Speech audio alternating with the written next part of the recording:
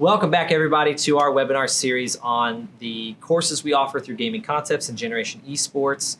Today, we are talking about Gaming Concepts Shoutcasting, the newest and greatest course in the series. Both our authors here, Dr. Christy Custer, Dr. Mike Russell.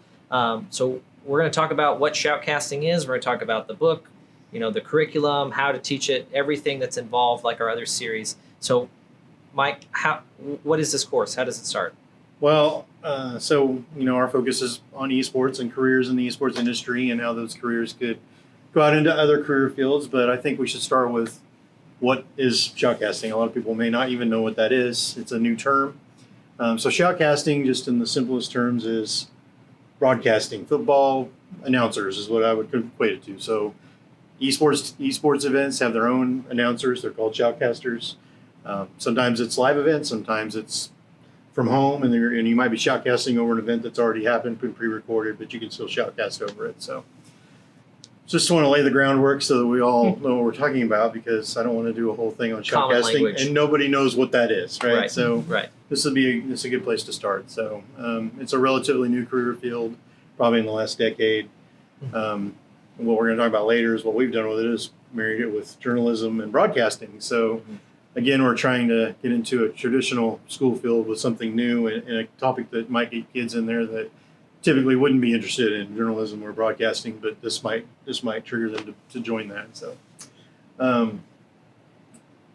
so we aligned it to the broadcast journalism standards, and we'll talk more about that. Alex is going to talk more about that here in a little bit. So, again, just to try to fit it into the normal school infrastructure so that the kids can participate in that. So, and we wanted to extend the pathway out as and also, up. So now we're giving kids more options down here so they can go up into the esports field. And eventually, our lofty dream of building the esports pathway will maybe happen someday. We'll get there. With everyone's help. But we know we have to have courses in other areas that are not just esports. So we're trying to broaden that out and get more kids involved in a different levels. So, and again, similar to our streaming course, all the purposeful play is built into the lesson. Mm-hmm. So we're going to continue that model where the shoutcasting is part of their normal school day, and we don't have the separate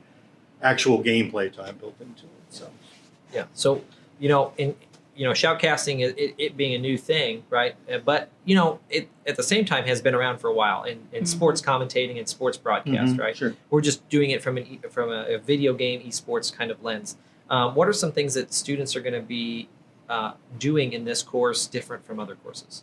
Yeah. So, a lot of similar to commentating, but you're going to have, your character, your main presenter, you're going to have your off-color commentator. You're going to have an observer, which is kind of a new, you might think of it as like the camera person. Mm-hmm. So they're the person who's kind of following all the action and getting to all the highlights, which dissimilar from traditional sports. A lot of things can be happening on a video game at the same time. So there might be more than one observer. So there might be a lot going on. You're going to have people who are doing interviews. You're going to have traditional camera operators, scripts as well, because you have to write a script. If you're going to be the interviewer, you have to know what questions you're going to ask. So there's really a lot of different, lighting and setting up all of the audio equipment. All those things are part of shoutcasting. So there's a huge career field here that, even if you learn all the shoutcasting skills, you can take that into a lot of other areas of career fields that may not necessarily just be esports. So I talked a little bit about the live versus online competition. So that's, live events are obviously great, but that's a different audience than when you're online.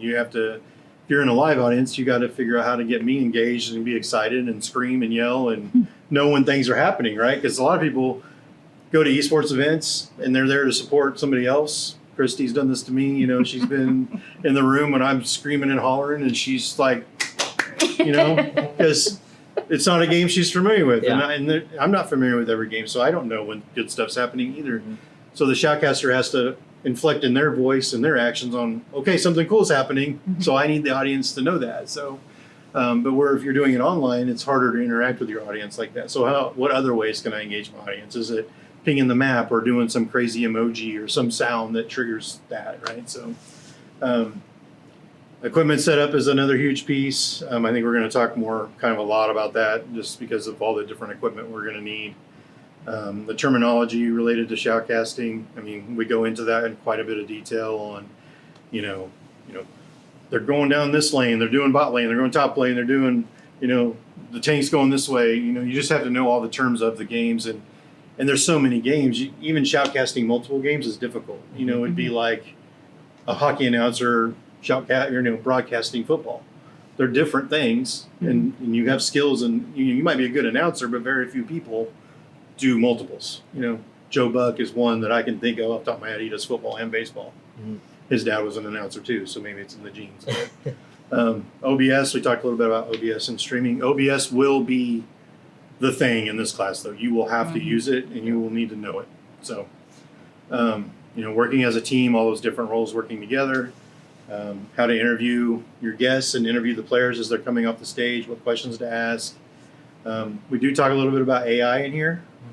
AI can help you a little bit when generating some questions, maybe, and give you some background on some of the players and things like that. So, and like we said in streaming, it's all about practice. You're going to get better. You just got to practice a lot. Yeah. So streaming, shoutcasting, we've talked about these, or we've talked about streaming before, and we've talked about some games before, but what are there specific games that shoutcasting aids itself to that are more industry recognized as shoutcasting games? I mean, they're so this is where we kind of delve more into the competitive side, not the casual gamer side. So there's going to be a set list of games like Valorant, Overwatch, Rocket League, StarCraft, Halo has a series. There's a lot of different games that even chess has announcers, shoutcasters. As they're playing, it's like, oh, that was a great, whatever pawn to whatever queen four or whatever. Queen's Gambit. Yeah. I can play chess, but I don't know how they really play it. So just don't hold me to any of those things I just said. But other than chess can be shoutcasted. So there's definitely some terminology, but it's unique to each game too. Yes. So it's like I said, it's hard to. And what we set up the class is they're going to focus on one game, and it's like that's like lesson 2. Pick a game that you want to focus on, and that's your game for this entire course. Yeah. Now we do throw some wrenches in there where it's like, hey, you're going to try a different game in a different genre. Yeah. But this is your baby for this semester. Yeah. And that's important because of the amount of terminology and what happens, the mechanics and how games work, these large, esports games, you like you said, you can't kind of specialize in 2. No. You could maybe, but definitely not in a semester, and definitely not as a 16, 17-year-old. And much like you can't play pro in 2 games typically either. I mean, it's just not. You have to dedicate to one. You have to be Bo Jackson. Yeah. I mean, that's really it. So. Yeah, exactly. Well, I think you're going to find also that as we move up the tiers of CTE, this is definitely a CTE course. Sure. It was designed with CTE journalism, a journalism pathway in mind, and so the equipment is much more technical. The assignments are much more technical. Yeah. You're specifically going to be using OBS. You're specifically going to be learning to do this thing that you can really take out into the workforce in some way. And build a portfolio like streaming did. Build a portfolio for your brand or yourself to showcase your growth through this class. Yes. And it absolutely, journalism teacher here, it absolutely is meant to take into a journalism school, a journalism college. Do you have to? No, you don't have to do that. It can be just for fun, and this is what you enjoy doing, and this is what you want to do. But it absolutely is starting to college to career readiness. It's absolutely something that you're going to be able to take to a college, a collegiate program, either esports or journalism, and they're going to look at that and say, the things that you're learning here and the things you're talking about here are exactly what we're teaching in our regular journalism courses. Yeah. And schools are offering scholarships for shoutcasters for their teams. Yeah. So not only are they recruiting players with scholarships at colleges, this is something they would recruit kids for, to shoutcast. Yeah. And the suggestion would be that this is a journalism teacher who is teaching this, because it runs parallel to journalism courses. Yeah. So, talking a little bit about it, speaking of journalism courses, we have set this up as a half a credit but easily into 1 credit depending on what you're going to do with the class. And so one suggestion would be that it is coupled with our streaming course. If you're going to do that, take streaming first. Have the Right, kids take 100%. streaming first, because this is a course that builds. We talked a little bit about in the streaming course where it's not, you can a la carte it, but we would prefer it to be do this lesson, this lesson, this lesson. Shoutcasting is absolutely, you start with lesson 1 and you go all the way through the lessons, because they build, especially starting with OBS and the intro to OBS. They absolutely build. You can also pair it with a traditional journalism class, and you either intersperse it in there, or because I'm saying you have to use OBS unless you have another broadcasting program that you are already using and requiring the kids to use. Yeah. This is very technical. So I guess we said you have to use OBS or some type of broadcast platform that way more technical than just camera, microphone. And if a school does have a live broadcasting system, like they have a stream box, or they have a live stream box or something like Right. that, they probably only have one. Right. So having a class of 25 kids is not feasible with one, and a live stream box is thousands of dollars to Yeah. have, Yeah. right? Yeah. Versus OBS, which is free. Yes. And there's not a certification with OBS yet, but there should be. Yeah. Because Yeah. it is so technical, and the skills that you're learning, they are industry standards. It's free. It's open source to everyone. Yeah. Yep. So there's just not that industry standard yet. Some of the things that you're going to be learning, if you get out your journal, if you're a journalism teacher and you get out your journalism book, you're almost going to be able to follow it, because that's pretty much what we did. It's another example of, I'm a journalism teacher, Mike's an esports person. We married those two things together to make it exciting for kids. I mean, that's really what we did. And so, like Unit 1, you're gonna get an overview of shoutcasting and broadcasting, and you're gonna learn about the equipment and the terminology and the language and the societal impacts and the federal agencies that are or are not governing this. You're going to learn about all of that. The people that are getting involved, the careers that you can have. You work on your persona, and you see this a lot with newscasters. They get the newscaster voice that they call it, and they speak, and we talk about that. What is your persona? Because that's something very popular in that makes popular journalists and popular shoutcasters. Yeah. Working with a team, your professional conduct. Just because you can do something and it's legal to do it, should you do it? If you have this information, should you share it with the public? Or what governs that? Dealing with a crowd. Dealing with criticism, because you're on air, you're in front of people, you're going to make mistakes. How are you going to deal with this? And then we go into the story. We write tons of writing once again in this. They write lead-ins, teasers, writing a story to be turned into a broadcast. How do you find a story? We do tons of research, talk about plagiarism, invasion of privacy, using AI to write a story. Is this good? Is this bad? Is this acceptable? Is it not acceptable? Have we decided this yet? Yeah. It's so new. And so we know these are hot topics that are being talked about. And it's one of the things that I loved about teaching journalism is you touched on those hot topics of the day. And esports is a hot topic right now. Then a lot of behind the scenes stuff. There's people out in front of the camera, but there's a lot more people behind the camera that are doing marketing type things and camera people and script people and people doing all of the organizing and the hiring and all of that other stuff that goes on behind. And then, you're selecting graphics for stories. What are the elements of a cast? What makes up a cast? And then rundown sheets, lighting, just lots of technical things. And then we also go into the business of shoutcasting. What does that look like? Just like there's a business of the whole journal. We could go into a whole media, the business of big media. And it's a huge topic in the United States right now and has been for many years is there are only so many people that own the media, and we talk about that. So demographics, audience rating standards, sweeps, all of that stuff that you're going to find in a traditional journalism class are applicable to the shoutcasting class. The super fun thing about it is you're like, well, why don't I just offer a journalism class? Because a lot of the kids that didn't know they were journalists are journalists. And so, for some of those journalism programs that are struggling to get kids involved, struggling to stay afloat, you have just opened the door just by calling this shoutcasting, or even offering shoutcasting as part of your journalism, like you said.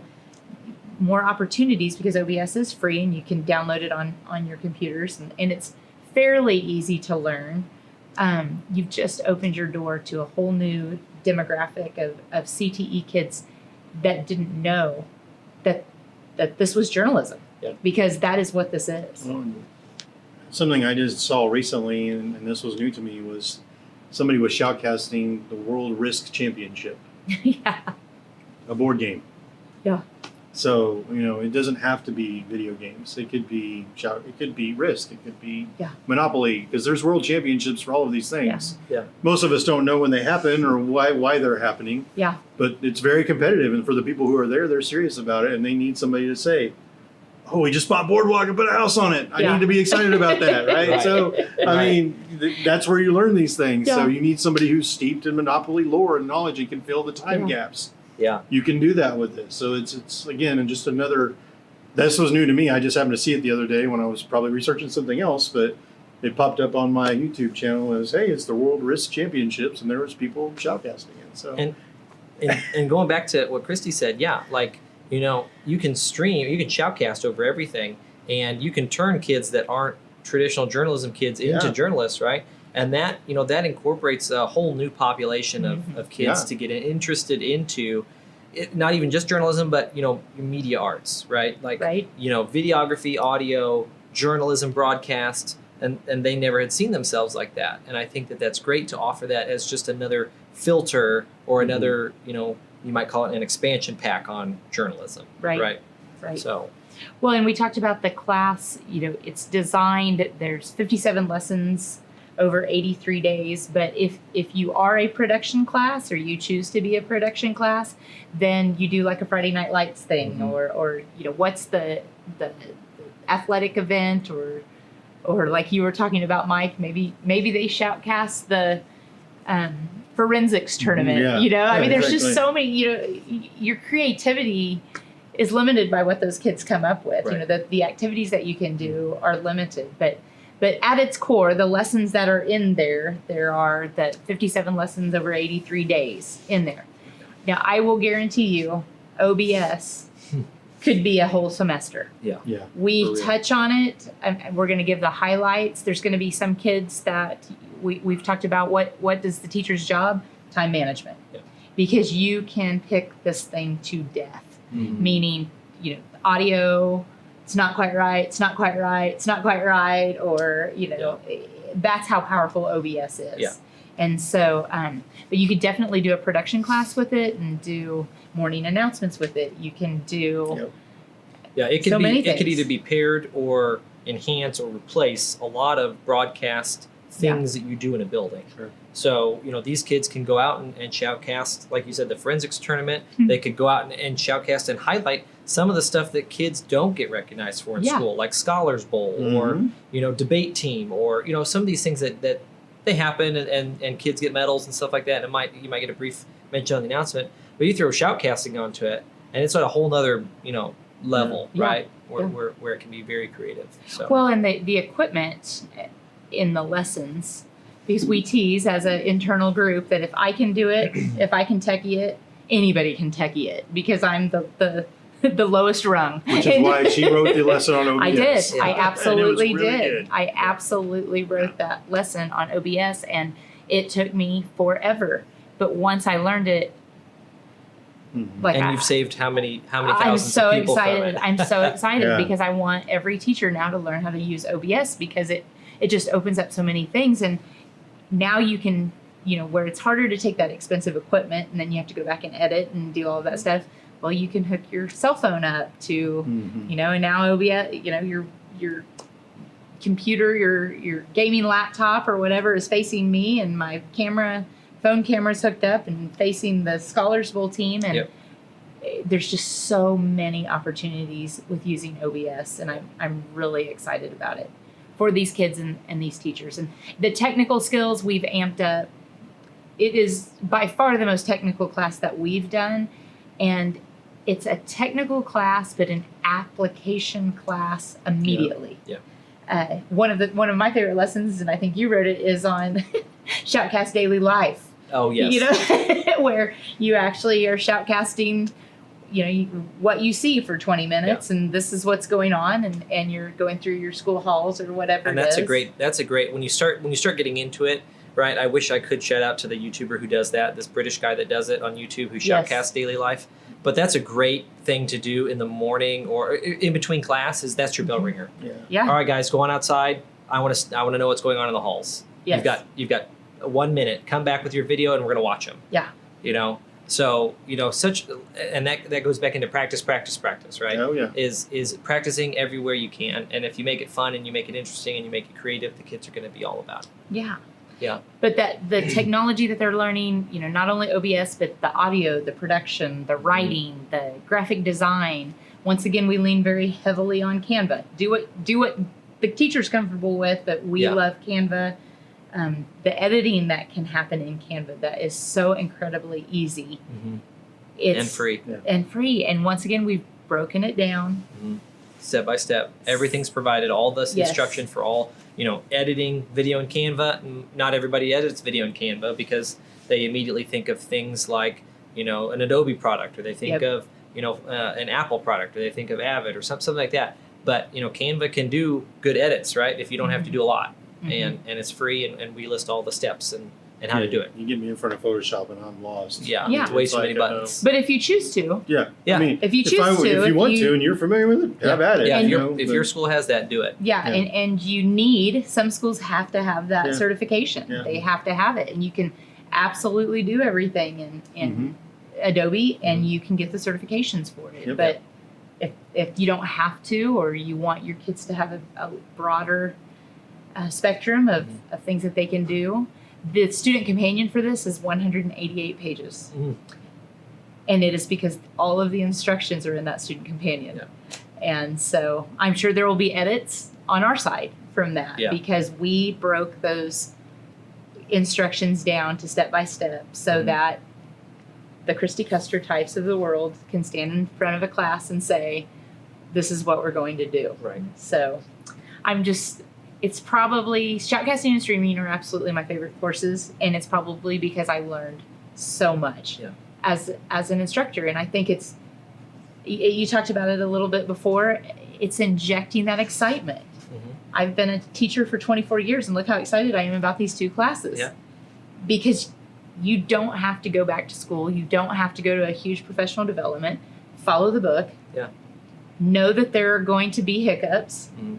And learn with your kids, and you're going to have a great time. And exactly, your kids are going to be engaged every single day. Your discipline problems are going to be so minimal because they're going to come in and they're going to want to do this. Can I? And the answer is yes.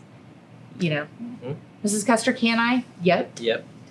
It's going to be a little painful, and we're not going to get it right off the bat. But yes, you can. Should be the answer to that question in this class. Yeah.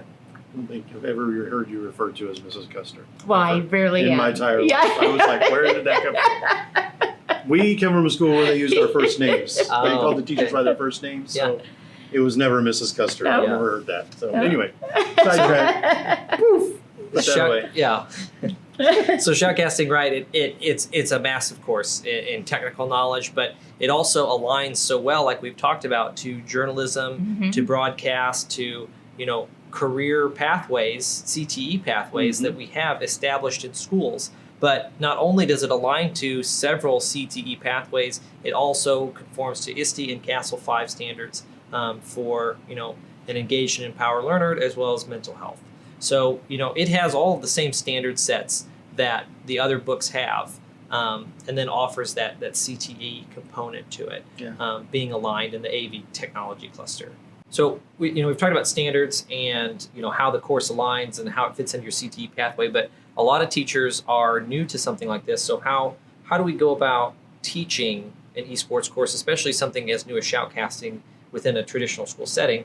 We were all teachers, right? And I've taught gaming concepts, Mike's taught gaming concepts, and Christy's overseen the teaching of gaming concepts. But the best thing about it is, like all of our other courses, is that the course can be taught kind of how your style is. So whether that's going to be either blended, traditional, or virtual, the curriculum aids to any type of teaching modality that you'd like to see. So, whether you're going to do direct instruction, which is probably the most preferred, because of the technical nature involved with shoutcasting, and also the kind of community that you'll build inside your room. Like, you should be doing this with your kids and not necessarily letting them do it on their own, because that's a whole piece of it, is that the teacher has engaged with them in this process.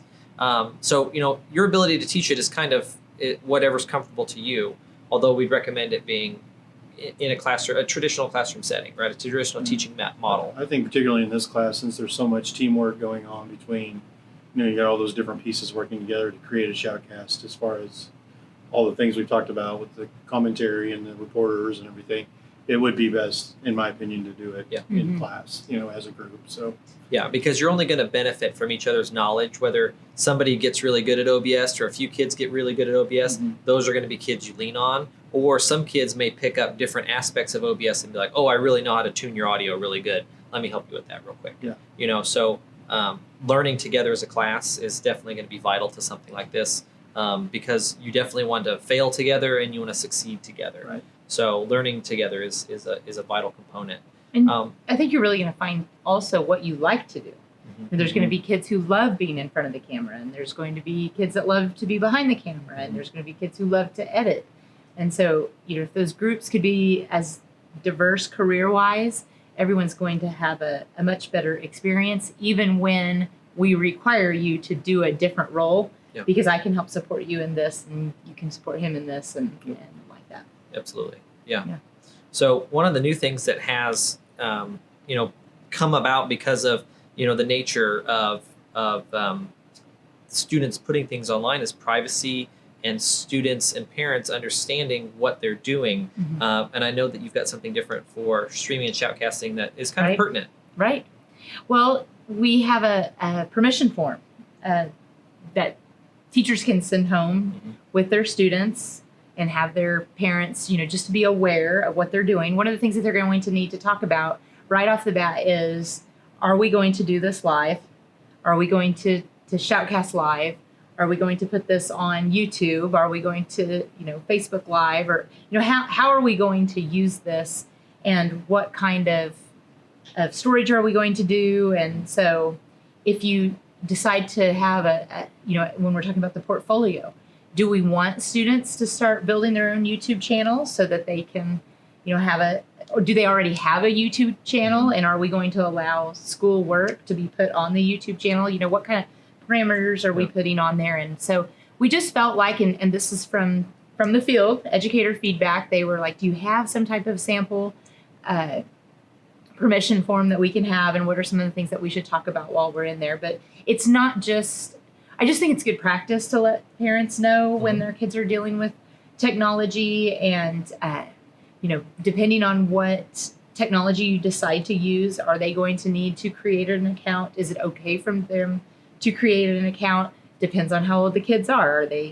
Are they 14 or are they 16? Because depending on what platform they're getting on or logging into, and different families and have different rules when it comes to social media. So I think it's just a really good idea. By the nature of the class, shoutcasting, and then back to our streaming class also, they should know, but I don't think we should assume. Right, exactly. And I think that once you have a permission slip there, and that opens the door for conversation about what we want to do as a district, talking with your administrator, talking with parents. You might have a parent night or something where parents come in and, you kind of let them know what's going on, and they can have, some information from you about what the expectations are.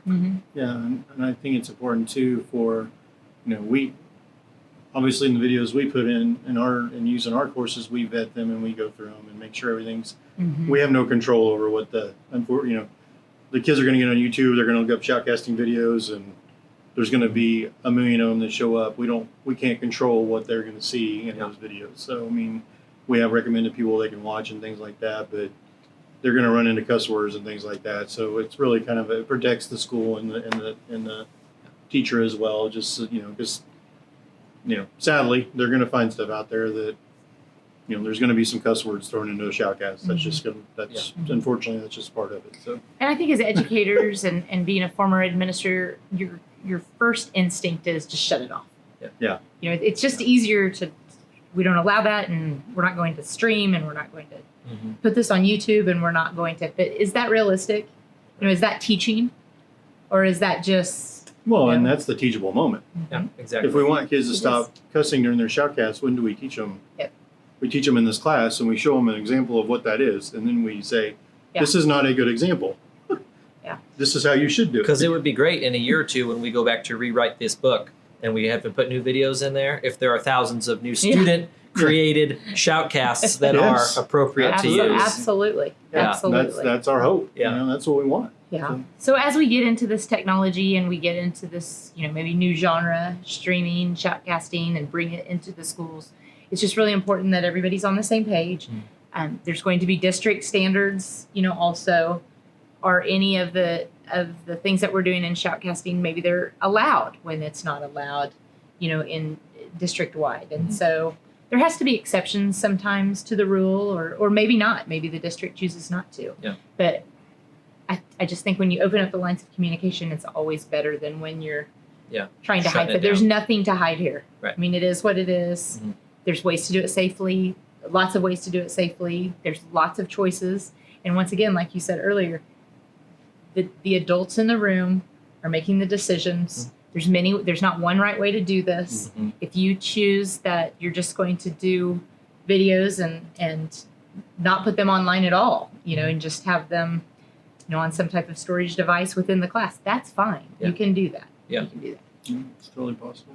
So technology, you've heard me say this many times. I'm going to say it a different way now. IT is very important. It's your two most important letters in esports or any class, and I would encourage you to have a conversation with your administrator or your superintendent or whoever and make sure that they've had a conversation with your IT department before you get this thing going, because you are going to need, I would suspect, a lot of help in setting this up, getting it started, making sure you have the right amount of bandwidth, right amount of technology. You're going to need multiple cameras now when you're doing this, so you're going to need, one on the main person, one for the computer, one for the gameplay. So you might need, several different cameras. Kids can use their phone camera. We've got instructions in there to do that.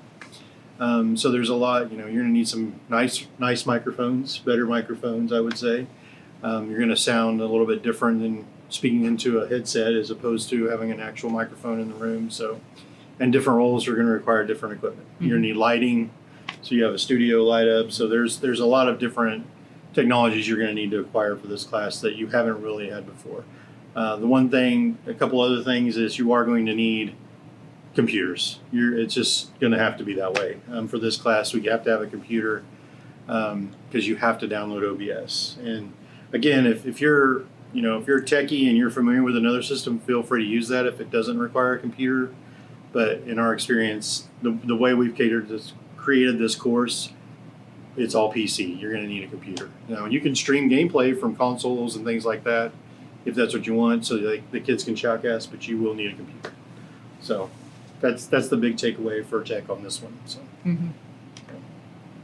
So, speaking of tech, there's obviously the hardware side, the software side.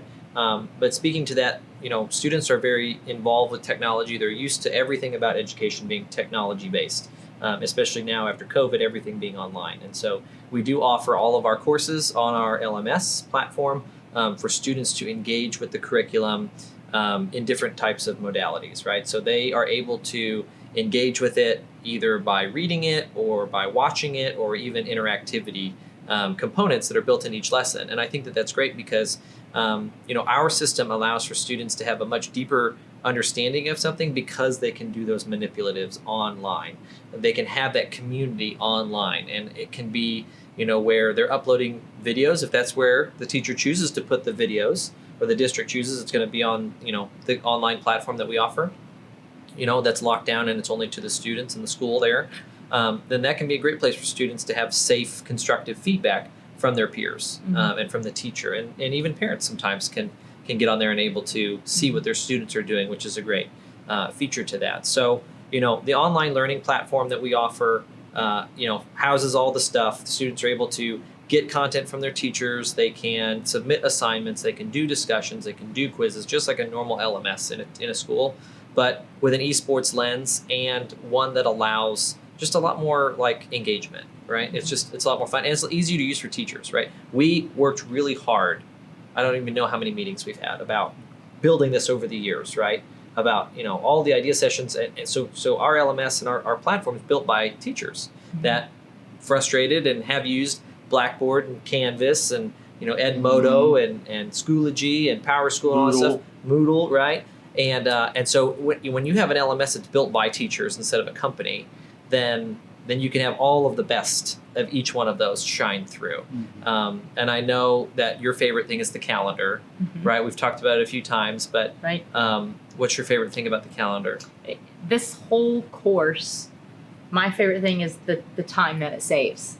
And the calendar definitely saves time because, in Blackboard and in some of the other platforms, I've created the assets and then I have to drag them in, or I have to download them, or I have to set up a folder, or I have to, well, this is all done. That's what we were here for. That was the vision, is that these teachers, whether they're very experienced with gaming or middle experience with gaming or not experienced with gaming, you're going to be able to walk in to this classroom and I pretty much press a couple of buttons and it populates. It's there. Not only on my screen, but it populates on all the kids' screen. Yeah.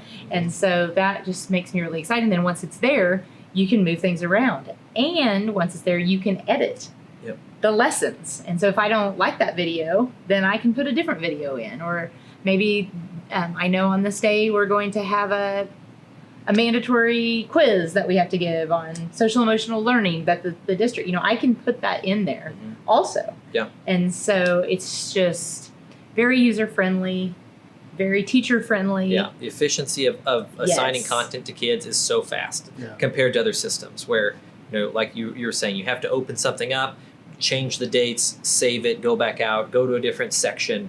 It's not like this in here. You literally drag the lesson to a different day and it does it. It's so easy. So, and a lot of teachers, they teach face-to-face in person, but they're projecting the lessons. And you can do that also. Right. So the kids can either have it all up on their computers or they can project the lessons. There's just, like you said, Alex, what is my teaching style?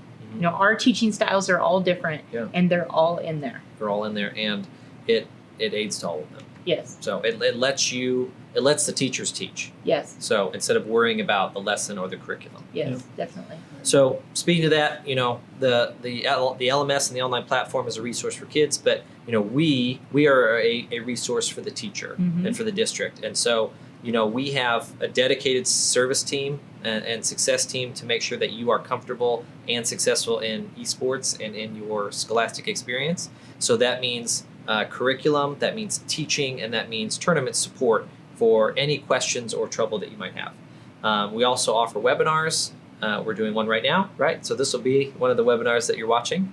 And, we also have webinar series through the semester. So we have a spring semester, fall semester, summer semester kind of deal, where we have webinars about technology, coaching, funding, and roundtables from teachers all over the country, talking to us about their experiences, talking with each other, sharing ideas. It's a great community.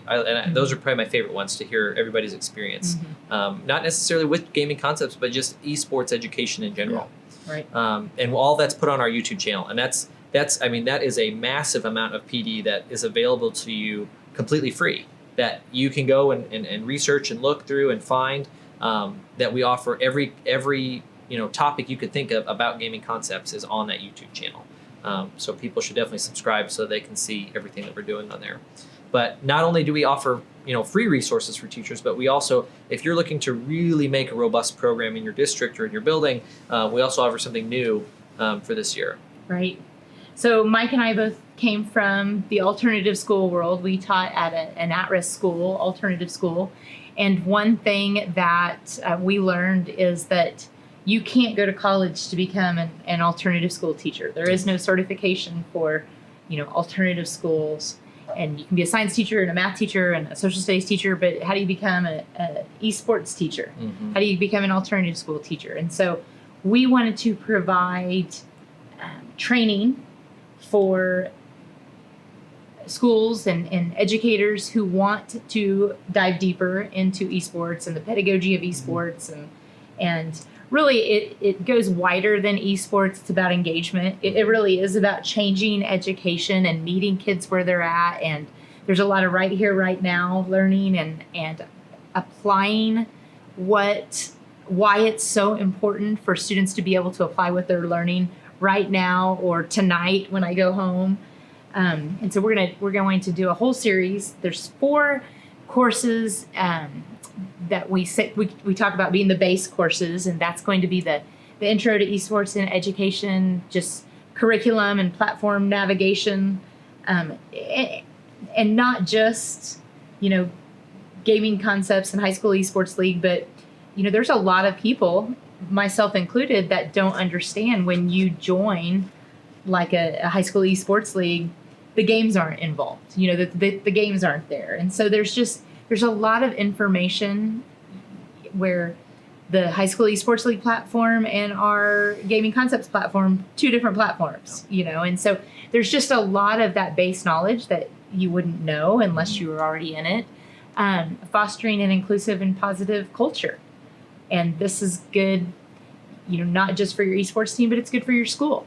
And once again, it's for the teachers that right here, right now education. We can all use some positive reinforcement on how to engage students and how to get a better culture. And esports sometimes has a reputation for being a toxic culture. And so how do you change that? Which it doesn't just apply to esports, just like alternative education doesn't just apply to at-risk kids, it applies to all kids. And then we also have equipment-specific training to help you with OBS, to help you with the computers and the PCs and the whitelists, and where you go more in depth with that. And then we have 8 kind of mini mix and match type things or PDs that you can do, and it's really it's very diverse, and you can make it specific to your own school and your own needs. Yeah.